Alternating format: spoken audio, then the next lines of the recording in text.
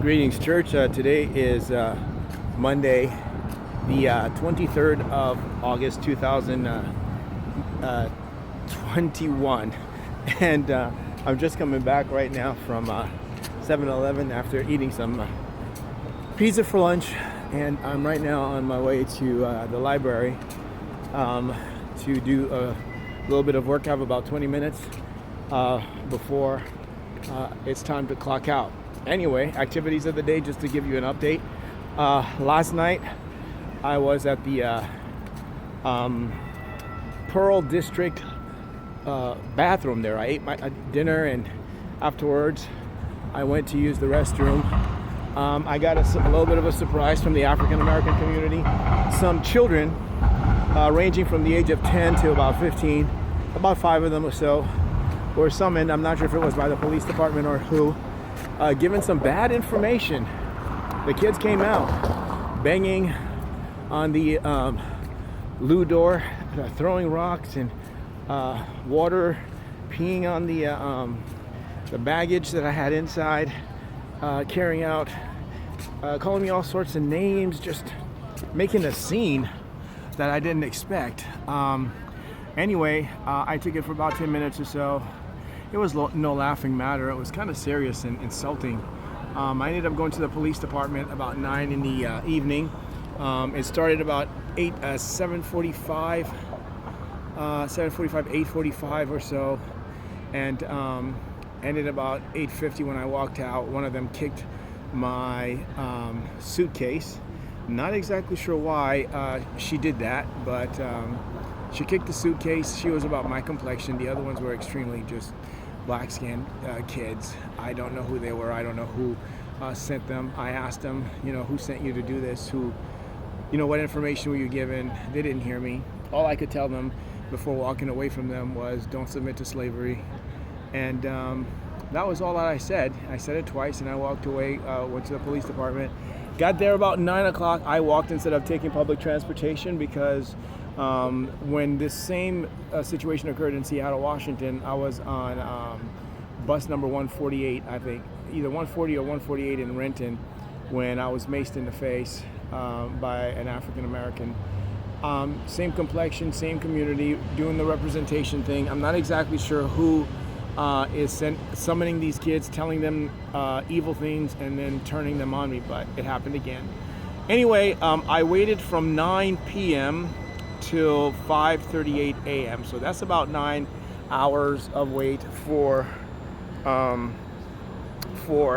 this little pink piece of paper here. The officer that gave me this was Kowal. This is Officer Kowal's. Now you know that I've had some other incidents with the tent, the 7x9. That was sabotage. That was tent number 4. And then, of course, the attack on Alder, when the guy threatened to shoot me several times. And then last night, Officer Kowal didn't have a card, I guess, I'm presuming, and he ended up giving it to me on this. This is the CAD number, and also his own number, 1069-282, and the case is 21-23-3270. So from 9 p.m. to 5:38 a.m., I was sexually, because I'm a narcoleptic, I fell asleep in the lobby, and I was sexually assaulted a couple of times. I don't know if it was Gabriel or if it was their community. When I did ask the police department about it 3 times, I asked the desk clerk, she said she didn't know. There was a vagrant there sleeping on the floor. When I asked him, he didn't answer, and then there was a medical professional there. When I asked him, he didn't really have anything to say about it either. Anyway, long story short, after dealing with Kowal, I ended up going to the Legal Resource Center in the First Avenue building, the new Multnomah County Courthouse.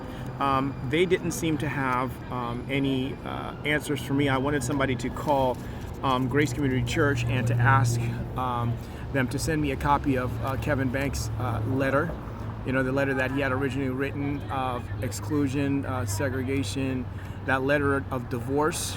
I was hoping that maybe that letter could lead me to something maybe terminate some of this.